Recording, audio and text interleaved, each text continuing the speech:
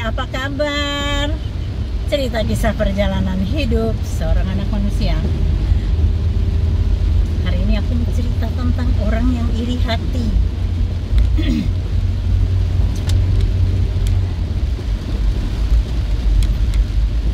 Kalau soal iri hati ini, kenapa Tuhan melarang kita dilarang supaya tidak iri hati? Ini satu penyakit yang membawa kita pada kebinasaan kalau orang iri hatinya. Sangat bodoh kalau kita tuh punya sifat iri hati. Bener loh, kamu iri hati enggak? Bersyukur kalau kamu tidak punya rasa iri hati, karena banyak orang suka iri hati. Dengan iri hati, orang menghajar orang lain, kadang memfitnah, sampai bahkan kadang membunuh. Karena iri hati. Iri hati orang lain kehidupannya lebih baik, iri hati orang lain jabatannya lebih baik, iri hati orang lain finansialnya lebih baik, iri hati orang lain bisnisnya lebih baik, iri hati dengan jabatan orang lain yang lebih baik, iri hati dengan kebahagiaan orang lain yang lebih bahagia. Bapak, Ibu, Saudara, aduh, itu sangat menyiksa loh kalau punya rasa iri hati loh. Ini kita ngobrol nih, cerita kisah perjalanan hidup seorang anak manusia. Ada saja yang iri hati, iri dengki. Iri dengki itu nggak bagus, Bapak, Ibu, Saudara. Nggak bagus lah orang yang hidup dalam iri hati itu. Karena ketika dia iri hati pada orang lain, kehidupan orang lain, dan jujur, iri hati itu lebih banyak orang terdekat, bukan orang jauh. Kalau orang jauh tidak mengenal kamu secara pribadi, nggak tahu. Kalau sekarang mungkin lihat di media sosial gitu ya, timbul iri hati melihat kehidupan orang lain lebih baik.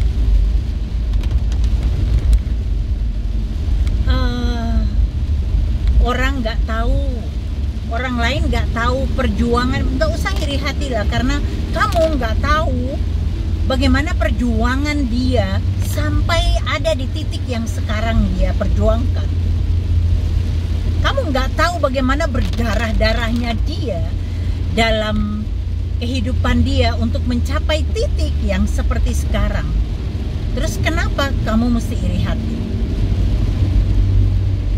Makanya selalu saya bilang, ucap syukurlah dalam segala hal, maka segalanya akan ditambahkan padamu. Nah, kalau kamu nggak tahu mengucap syukur, rasanya kurang, dan iri hati terus. Iri hati itu akhirnya memfitnah orang loh, lebih cenderung ke memfitnah. Kadang-kadang juga sampai membunuh berkatnya orang, rezekinya orang lain. Karena fitnah. Ngeri loh fitnah itu, Bapak, Ibu, Saudara. Makanya tadi saya bilang ngeri loh.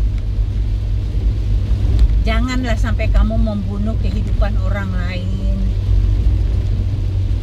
Tapi sebenarnya iri hati itu bukan hanya membunuh orang lain loh. Orang yang suka iri hati itu akhirnya datang sakit penyakit. Sakit penyakit loh, karena apa? Iri hati.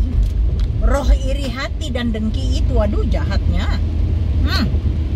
Akhirnya karena iri hati, segala macam penyakit naiklah. Jangan suka iri hati pada kehidupan orang lain, karena kita nggak tahu bagaimana perjuangan mereka bisa sampai di titik yang sekarang yang kamu lihat, wah kok enak banget gitu. Dan kamu nggak tahu bagaimana perjuangan mereka.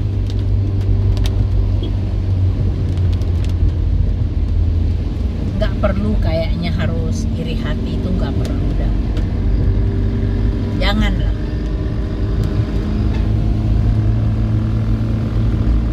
Iri hati itu hanya membawa kepada kebinasaan.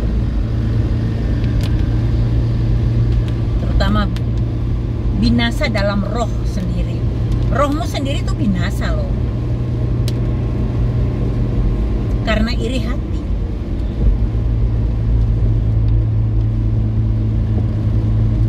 Setiap mendengar namanya disebut atau melihat orangnya, sakit hatinya karena iri hati dan dengki itu. Tercekatlah lehernya itu karena sakit hati, iri hati. Padahal orang itu nggak pernah sedikit pun mengganggu kehidupanmu, tidak juga membuat kamu susah hidupnya.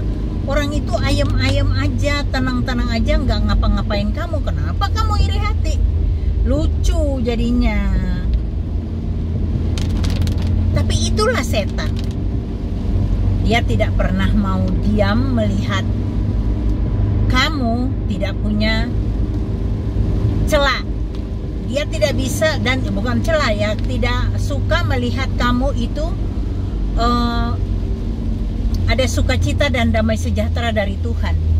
Itu kamu yang membuka celah bagi dia. Jadi roh iri hati itu masuk karena kamu memberi peluang buat dia, kamu membuka celah bagi dia.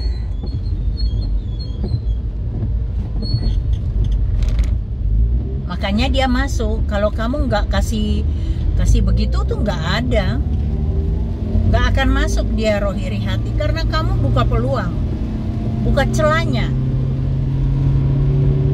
Jangan buka celah buat setan.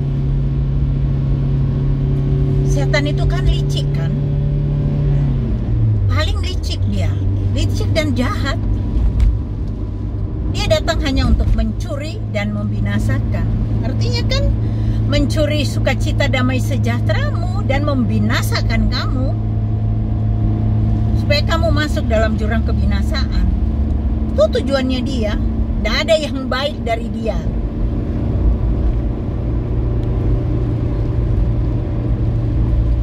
Iri hati memang karena memang dia iri.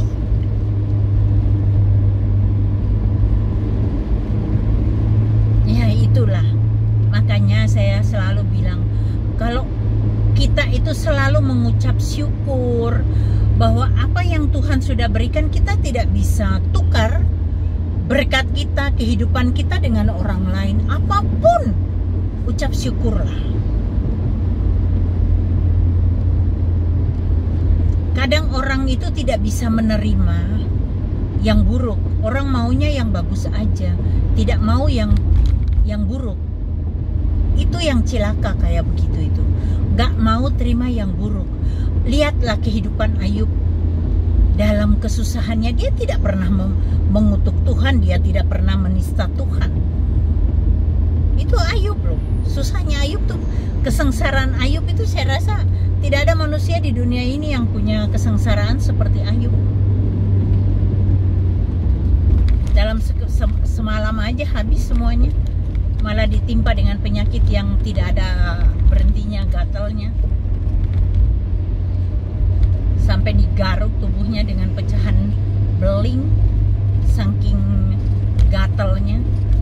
Apakah kita bisa ada di posisinya Ayub? Gak mungkin sanggup.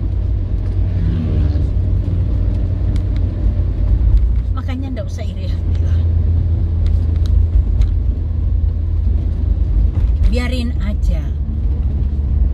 Orang kalau dia curang naiknya, ndak usah kamu iri hati. Sepandai-pandainya tupai melompat itu satu waktu akan jatuh juga. Artinya kan kita nggak perlu menjatuhkan dia. Kita nggak perlu ngejar tupainya dan ngeprok pakai bambu supaya dia jatuh. Nggak perlu. Satu waktu dia akan jatuh juga.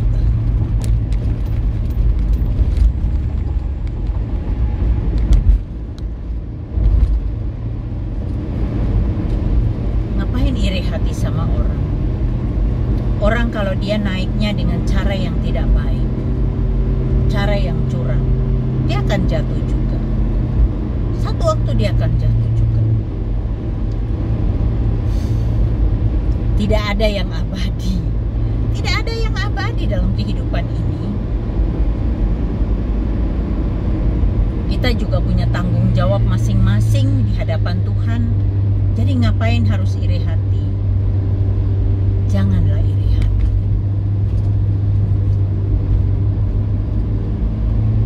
Kadang-kadang melihat kehidupan orang lain lebih baik, terus timbul iri hati, cepat-cepat minta ampun sama Tuhan dan ucap syukur untuk segala yang Tuhan sudah berikan buat kamu, terutama nafas dan kesehatan. Kalau nafas juga, kalau sakit-sakitan buat apa? Tapi nafas dan kesehatan yang Tuhan berikan ini tidak bisa kita bayar. Tidak bisa kita bayar. Kesehatan kita yang Tuhan beri itu, manfaatkanlah untuk kebaikan dan kemuliaan nama Tuhan. Jangan kamu diberi kesehatan, kamu malah iri hati sama orang. Gak nyadar bahwa Tuhan memberikan kamu itu berkat yang luar biasa, yang tidak bisa dibeli. Kesehatan.